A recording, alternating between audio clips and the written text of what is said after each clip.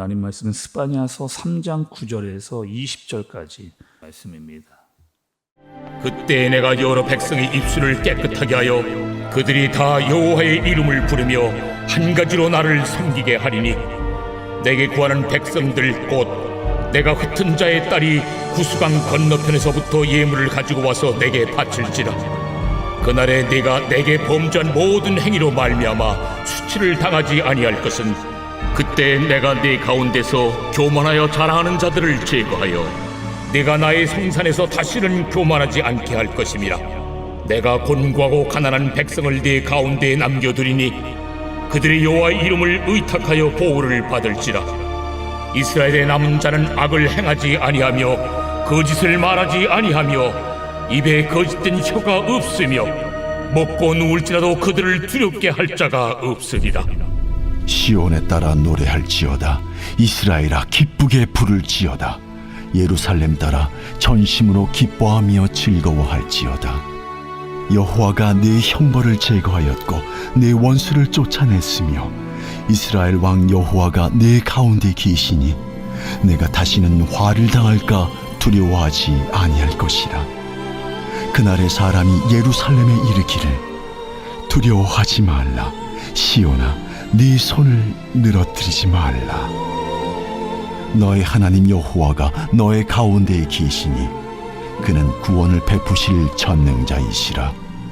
그가 너로 말미암아 기쁨을 이기지 못하시며 너를 잠잠히 사랑하시며 너로 말미암아 즐거이 부르며 기뻐하시리라 하리라. 내가 절기로 말미암아 근심하는 자들을 모으리니 그들은 내게 속한 자라.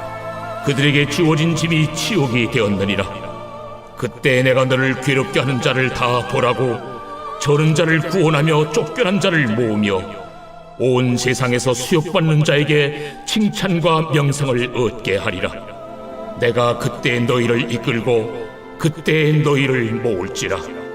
내가 너희 목전에서 너희의 사로잡힘을 돌이킬 때에 너희에게 천하 만민 가운데서 명성과 칭찬을 얻게 하리라. 여호와의 말이니라. 아멘. 오늘 말씀은 스바냐서의 마지막 장 그리고 마지막 부분에 해당하는 그런 말씀입니다. 스바냐서는 어떻게 마무리가 되어질까? 먼저 여러분 우리 스바냐서를 보면서 스바냐서의 중요한 핵심 중에 하나가 무엇이었어요, 여러분? 여호와의 날이었습니다. 여호와의 날. 여호와의 날은 어떤 날이었느냐? 심판의 날. 하나님께서 심판의 메시지를 알려주셨죠. 왜요? 남유다 사람들이 패역하고 더러움에 빠져 있었기 때문에 스바냐 선지자를 하나님께서 보내신 거예요. 그래서 어떻게 했느냐? 회개하라. 너희 회개해야 된다. 그렇게 말씀을 하셨죠. 그리고 지금은 너희가 돌아올 수 있는 기회가 있다. 아직 시간이 있다는 거예요. 그러니 너희 하나님께 돌아와라 라고 하는 말씀을 스바냐 선지자를 통해서 하나님께서 그렇게 하신 겁니다. 그러면서 스바냐 선지자가 알려준 게 있어요. 하나님이 찾으시는 사람들이 있다는 거예요. 하나님은 어떤 사람들을 찾았을까요, 여러분? 하나님이 찾으시는 사람들인데 하나님 찾으시는 사람들은 겸손한 자, 겸손한 자였잖아요. 그래서 겸손한 자의 의미는 어떤 의미였어요? 자신을 비우고 하나님을 의지하는 자, 자신을 비우고 하나님을 의지하는 그런 자였습니다. 그런데 남유다는 어떻게 했냐는 거죠. 하나님께서 돌아올 기회도 주고 겸손한 자가 되라고까지 알려주셨는데 남유다는 어떻게 했느냐?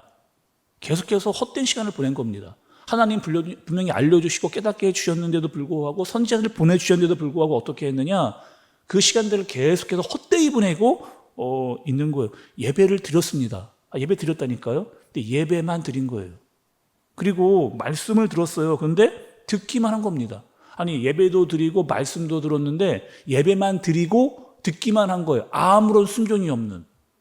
아니 예배도 드리고 말씀도 들었는데 아무런 순종이 없는 자기 중심적으로 계속해서 남유다는 그렇게 살아갔습니다. 어떠한 변화와 어떠한 성장도 없는, 어떠한 돌이킴과 어떠한 회개도 없는 그런 남유다 사람들에게 하나님이 뭘 이야기하시는 거예요?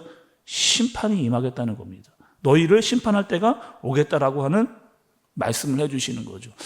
이스라엘 역사적으로 여러분 보면 이 심판, 징계 어떤 의미가 있을까요? 하나님은 왜 심판하시고 징계를 여러분 하실까요? 예를 한번 들어보겠습니다. 만약에 우리의 피부를 심하게 다쳤습니다. 찢어졌다고 한번 생각을 그렇게 해보죠. 뭐 제 팔에 어느 정도 크게 상처를 입었어요. 그러면 빨리 가서 어떻게 됩니까? 치료를 받아야 돼요. 근데 치료를 받지 않았던 거예요. 그랬더니 이 상처가 어떻게 되냐? 덧이 났습니다. 골마하게 되어진 거예요. 그래서 이 상태를 가지고 병원에 갔죠. 어떡할까요, 여러분? 상처가 났고 덧나서 고름이 생겼으면 그 고름 다 짜내야 됩니다. 다 짜내야 되고 소독을 하고 약을 바르는 그런 힘들고 아픈 시간들을 견뎌야만 되는 거죠. 다시 말하면 남유다 어려움에 있었어요. 죄 가운데 있었어요. 그러면 치료를 받아야 됩니다. 그래야 그 죄가 깨끗하게 용서함을 받게 되어지는, 다시 살이 하얗게 되어지는 그런 과정이 필요한 거죠. 그러니까 반드시 하나님의 심판과 징계는 의미가 있다, 의도가 있다. 그리고 아픈 시간, 또 괴로운 시간을 지내야만 한다. 반드시 수술을 해야 된다는 거예요. 그래야만 회복될 수 있다라고 하는 말씀을 해주시는 겁니다.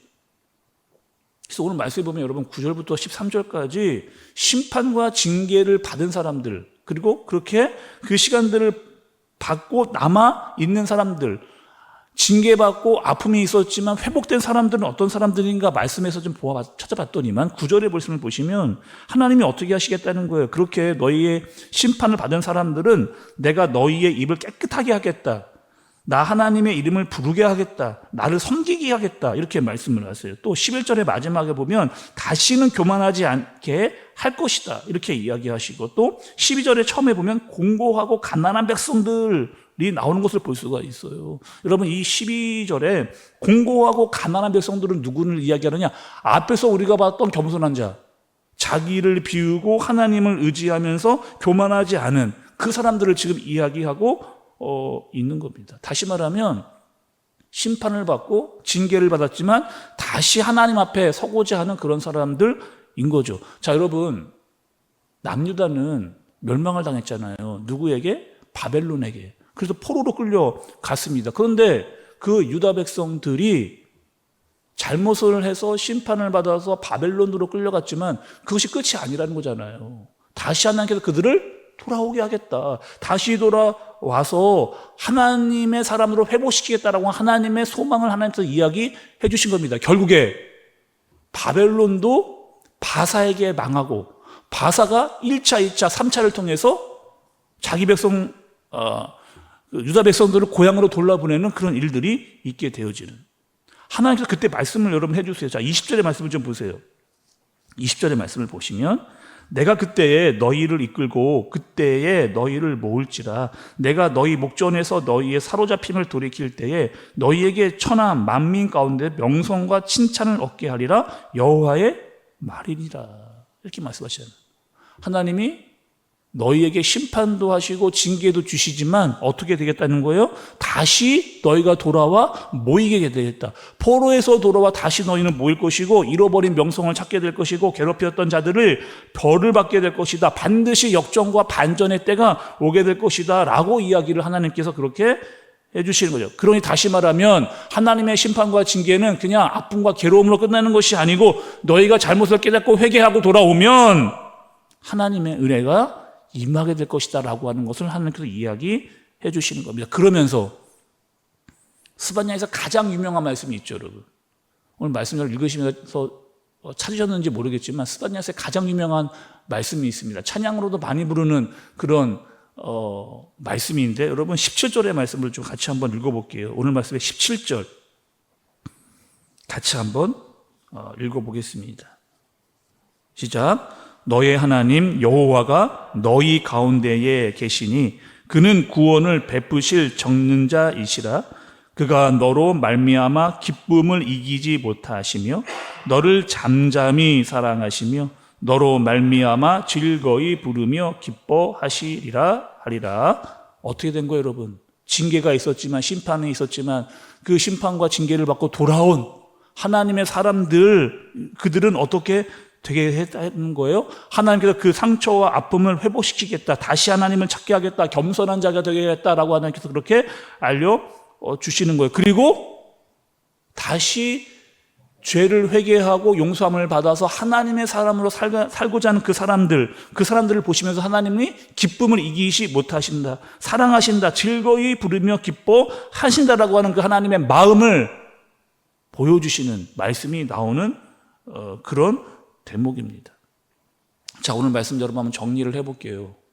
하나님은 하나님의 사람들을 심판과 징계하기 위해서 부르시는 것이 그 목적이 아니다라고 하는 것을 볼 수가 있어요. 그런데 하나님의 백성들이 잘못을 한다, 하나님의 사람들이 잘못을 한다, 그러면 그냥 지나갈 수는 없습니다. 왜? 하나님은 공의의 하나님이기 때문에 반드시 그 잘못에 대해서 말씀하셔야 하기 때문에. 그러나 그 징계와 심판이 끝이 아니라는 거예요. 그 심판과 징계를 받고 돌아오면, 회개하고 깨닫고 돌아오면 하나님께서 반드시 다시 회복시키신다라고 하는 말씀을 우리에게 알려주시는 거예요. 그 회개를 하고 돌아온 백성들이 달라진 그 모습, 다시 하나님을 찾고 단절히 하나님을 구하면 그 모습을 보시고 기뻐하시는 하나님의 모습, 하나님의 마음을 오늘 스바냐 선지자가 우리에게 알려주시는 그런 내용입니다. 그러니 하나님의 마음은 하나님의 사람들을 심판과 징계로 이끌어 가시는 것이 아니고 깨닫고 돌아와 하나님의 사람으로 다시 살도록 하시는 것이 하나님의 목적이라고 하는 사실을 알게 되어지는 거죠. 여러분, 우리는 어떤 사람들이에요? 우리는 하나님의 사람들이잖아요. 때로는 잘못하면 하나님께 혼나기도 합니다. 심판을 받기도 하고 징계도 받기도 해요. 왜요? 하나님의 사람이기 때문에 그렇습니다. 하나님의 사랑이 거기에 포함되어져 있기 때문에 그래요. 그런데 심판받았다고 징계받았다고 삐지거나 도망가거나 하나님을 멀리하지 않는 거죠. 왜? 그럴수록 하나님께 더 가까이, 하나님께로 더 가까이 가는 그런 사람들이어야 됩니다.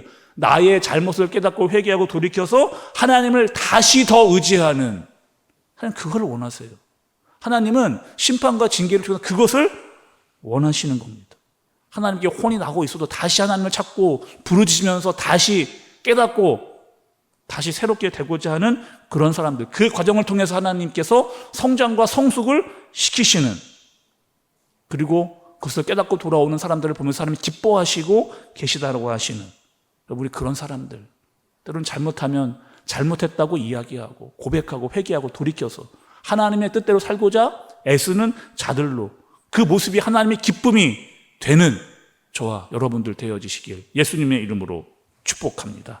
기도하겠습니다. 하나님 아버지, 스바냐 말씀을 통해서 심판은 끝이 아니다, 심판을 통해 징계를 통해 그 너머에 있는 소망을 보게 하셨습니다. 하나님은 우리가 하나님의 사람으로 자신의 잘못을 깨닫고 성장하기를, 성숙하기를 그 누구보다 바라신다라고 하는 사실을 알게 됩니다. 하나님, 내 죄가 있을 때, 잘못이 있을 때 깨닫고 회개하고 하나님 앞에서 바로 섰을 때 성장이 되어지는 우리가 되게 하여 주옵소서. 주님의 기쁨이 되고 즐거움이 되게 하여 주옵소서. 예수님의 이름으로 기도드리옵나이다. 아멘.